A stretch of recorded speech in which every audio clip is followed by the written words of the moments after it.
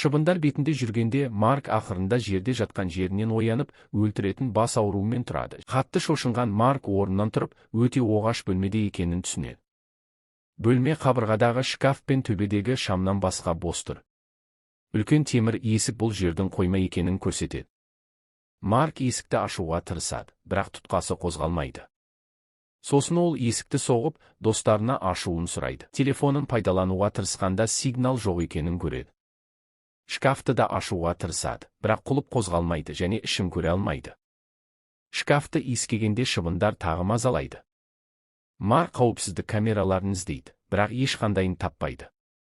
Егер құтқармаса, бөлмеге зәр шығарамын деп қорқытады және жауап болмаған соң қабырғаға зәр шығарып, тұтқындалушыларын балағаттайды. Қалай осында болғанын болжауға тырысады, бірақ көп ештеңе есіне түспейді. Сосын ол айқайлай бастайды. Аш екенін, шөлдегенін және жұмысынан бір күн қалғанын айтып, бастығына қоңырау шалу керектігін айтады. Ол есікті соға бастайды және тіпті белбеуін шешіп көбірек шу шығарады, бірақ бәрі бекер. Жауап болмауына және өлі егеу құйрықтың иісі Марк шкафты тебуге кіріседі, бірақ ол да ештеңе өзгертпейді. Сосын шкафтың үстіне шығып, шығаруды талап етіп, тағы айқайлайды, бірақ бекер. Келесі күні егеу құйрықтың денесінде құрттар пайда болады.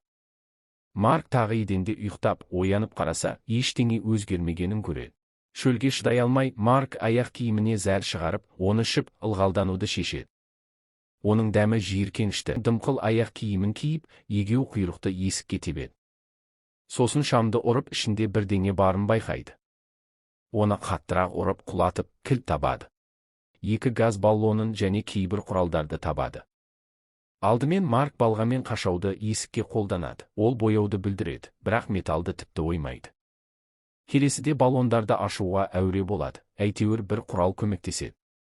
Бірақ ақырында іске қосып, жұмыс істейтін оттық жасайды. Ол жалынды төбедегі су шашатынға бағыттайды, бірақ ештеңе болмайды. Кейін Марк оттықты есікке қолданады. Ол металда күйік ізін қалдырады, бірақ оны сындырмайды. Ол күйген жерді балғамен ұруға тырысады, бірақ бекер. Тым ашуланған Марк шкафты еденге лақтырып, біраз ұрады. Сосын оның үстіне шығып, су шашатынды балғамен сындырады. Келесі бірнеше минутта Марк қол жеткен әр нәрсеге ашуын шығарады, бәрі бөлшек-бөлшек болғанша. Ол дене суын көп шығындағанын түсінгенде ғана тоқтайды. Еденде отырып, қазіргі жағдайы туралы білетін нәрселерді ойланып, біреу оны баяу өлтіріп, азап шегуін көргісі келеді деген қорытындыға келеді. Сол сәтте ол қабырғадағы тесікті байқап, оны құралдармен үлкейтуге шешеді. Жұмыс дегенде шаң көзіне түседі, бірақ ол тек ашуын күшейтіп, кек алғысы келеді. Тіпті балғамен қолын ауыртқан кезде де Марк жұмысты жалғастырады, тек күш жинау үшін демалуға тоқтайды. Ақырында ол тым шаршап, келесіде ол егеу құйрықтың денесіндегі құрттарды жеп, олардың пайдалы және органикалық екенін әзілдеп айтады. Қабырғада біраз жұмыс істеген соң Марк металл арматураларды табады. Ол дереу оттықты алып күліп тұрып, жалынмен металды сәтті сындырады. Қабырғаның ортасына жеттім деп ойлап, тез шығатынын жариялайды. Сосын шкафтың үстінде ұйықтап қалады. Кейін шыбындар Маркты тағы оятады, және ол дереу тесікте жұмыс істеуге кіріседі. Бұл жолы ол ұзақ шыдап, ақырында екінші жағына жетеді. Көп күрескен соң екінші бөлмеге жетеді, және өзінкіндей қойма екенін көріп көңілі түседі. Ол қатты ашумен есікті соғады. Марк бұрылып қараса, құлаған шам, табыт және төбеден салбырап тұрған шынжырды көреді. Шынжырды тартып, шамды жағады. Табыттың ішіндегі мүмкін нәрседен қорқып, Марк тесік арқылы қашауын алып, қару ретінде пайдалануға дайындалады. Сосын табытты ашып, ұйықтап жатқан әйелді табады. Оны бірнеше рет түртіп, ештеңе болмайды, бірақ бір сәтте ол айқайлап оянады. Есік ашылмаған соң әйел тесік арқылы екінші қоймаға өтеді. Марк оның соңынан еріп, бәрі жақсы деп айтады, бірақ бұл оны одан бетер айқайлатады, сондықтан ол артта қалады. Ол бәрі жақсы деп айтудың күлкілі екенін түсініп, құлап түседі және күле бастайды. Тек әйел егеу құйрықты тесік арқылы лақтырғанда ғана тоқтайды, бұрышта зәр шығарады. Келесі күні әйел қолында қашаумен тесіктен өтіп, Маркты түртіп оятады. Олар әлі тұтқында екенін түсініп, ол бұрылып қайта ұйықтайды. Марк шығуға тырысқанда табыттан құлап түседі, және әйел оған балға береді, тағы бір тесік жасауды қалайтыны анық. Келесі қабырғаны таңдауды оған тапсырған соң, Марк әйелге қашауды ұстатады да, өзі балғалайды. Алайда әйел ауырып қалудан қорқып, қолын тартып алады. Ол осылай ынтымақтастықтан бас тартқан соң, Марк қашауды ұстап, оған балғалауды сұрайды. Әйел қатты ұрмайды және қабырға тіпті сызат түспейді. Сондықтан Марк бәрін өзі істеуге мәжбүр болады. Ол демалған сайын әйел аздап жұмыс істеуге тырысады, бірақ қолын ауыртып алады. Марк оны қарап тұрып, сондықтан ол шыны сынығын алып, өзін қорғайды, өйткені ол зорлық қалайды деп ойлайды. Ол аяқ киімінің бірін лақтырып, ыммен зәрін шығаруын сұрайды, сондықтан ол іше алады. Алғашында әйел бас тартады, сондықтан ол айқайлап, ойын өзгертеді. Марк оның зәрін ішіп, оған да ылғалдану үшін аздап қалдырады. Ол құрттарды да жейді және бөліскісі келеді, бірақ ол бас тартады. Марк егеу құйрықты алмақ болғанда әйел оны тоқтатады, өйткені ол оны ауыртатынның орнына көмектеспейді. Кейін Марк жұмыс істегенде әйел Африкадағы үй өмірі туралы сөйлеп, жылайды, бірақ ол түсінбейді.